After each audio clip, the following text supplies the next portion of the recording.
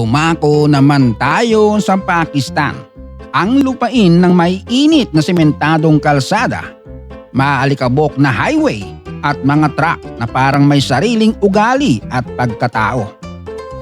Dito ang truck hindi lang panghakot ng bigas, semento, troso, manok, kambing at minsan pati buong barangay yata. Pero kapag bigla itong tumirik sa gilid ng daan, hindi agad tow truck ang tatawagan. Hindi rin agad bubuksan ng file ng insurance. Ang tatawagin ay ang mga petmalong mekaniko na mabilis pa sa nagmamadaling bumbero. Amoy langis, amoy bakal, amoy pawis, amoy usok, at mukhang kahit anong sira ay kayang pandarin gamit ang tsinelas, martilyo at matinding panalangin.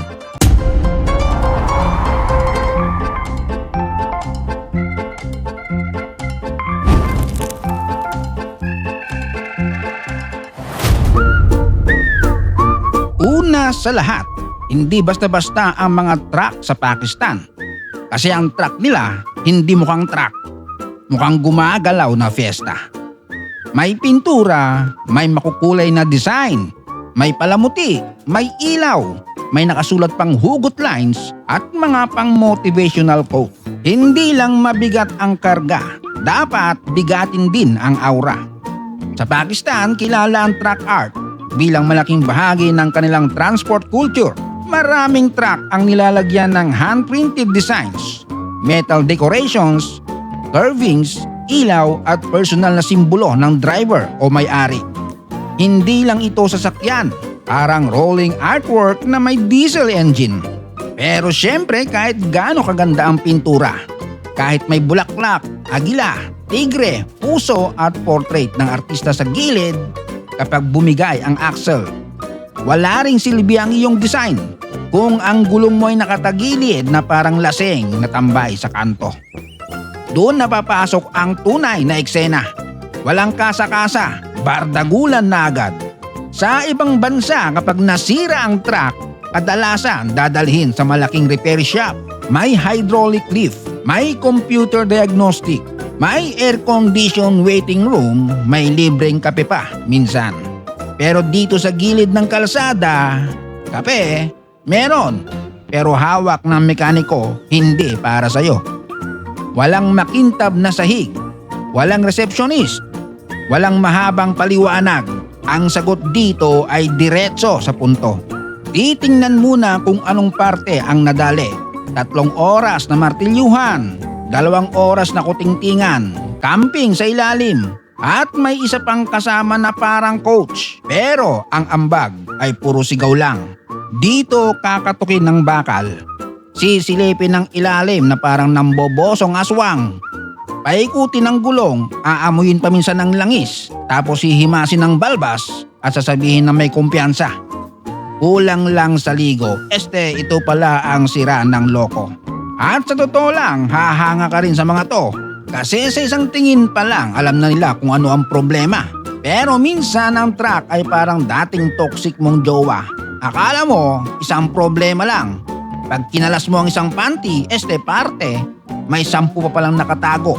Hindi lang pala brake, may sira rin ang hub, may crack ang bakal, at may bolts na tumakas na. Kaya paano ito iaangat ng walang mamahaling kagamitan? May simpleng kagamitan lang sila. Isang jack na matagal na nakasama sa hirap at ginhawa, mga makakapal na kahoy, mga piraso ng bakal, at minsan malalaking bato na nakuha lang sa tabi ng kalsada. Kasama ang tropang nakatayo sa gilid na parang inspektor. Pero ang tanging sinasabi lang, dahan-dahan, konti pa, uy gumagalaw na. At pag medyo matagal na, siya pa ang unang magrereklamo na toong-goods na raw siya. Kapag sobrang bigat ng sasakyan, teamwork talaga ang labanan. May nagja-jack, may naglalagay ng suporta, may naghahanap ng wrench, may tumatakbo para bumili ng pyesa, at may isang batang helper na biglang mawawala dahil inuutusan bumili ng tsaa. Sa roadside repair, hindi lang makina ang inaayos, pati patience ng driver. Imagine mo ang truck mo puno ng produkto, mainit ang araw, malikabok ang paligid at bawat oras na hindi ka umaandar ay bawas kita. Kaya bawat tunog ng martilyo parang tunog ng pag-asa. Kapag may naputol na bakal, crack sa chassis o sirang bracket, eto na ang paboritong eksena ng mga mekaniko. Welding. Yung tipong biglang may liwanag na parang minisan sa ilalim ng truck. May spark, may usok, at bawat welding spark parang sinasabi ng mekaniko, hindi ka pa magre-retiro, babiyahe ka pa hanggang may mekaniko. Sa Pakistan, ang truck maintenance ecosystem ay hindi lang tungkol sa mechanic. Kasama rito ang welders, metal workers, electricians, painters at iba pang skilled workers na tumutulong mag-maintain ng mga heavy truck. At minsan, makikita mo ang truck na parang ilang beses nang naoperahan.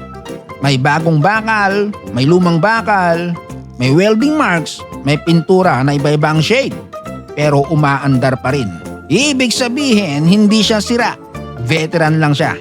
Isa pang kalaban ng truck driver ang pinakamasakit sa ulo, ang mga gulong.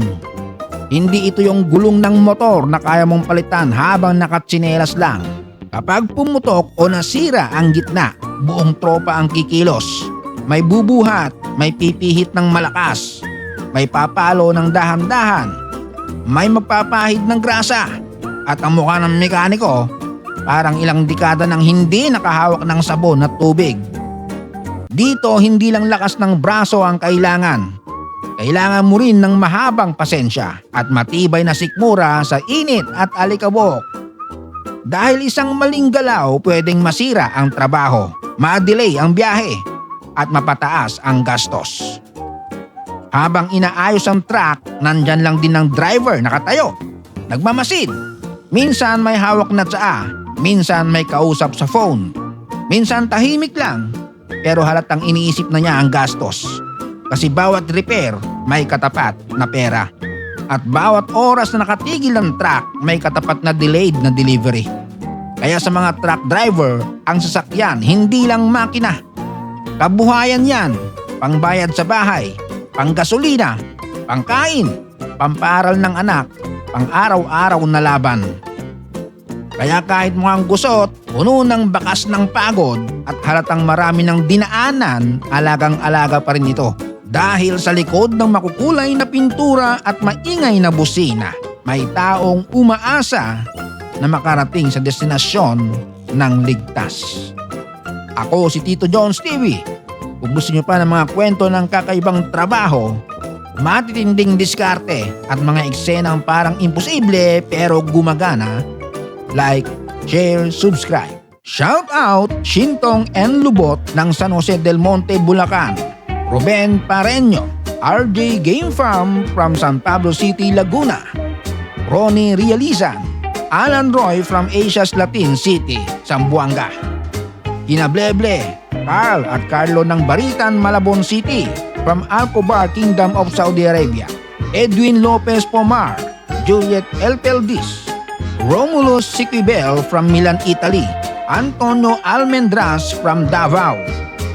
Robin Buhi from Brunei. Ace Brian Linares ng West Zamora, Pandacan, Manila. Hilmeli Banyes ng Jensan City. At sa graduate ngayong Friday na si Hana Balowaloa. Salamat sa panonood. Hanggang sa muli.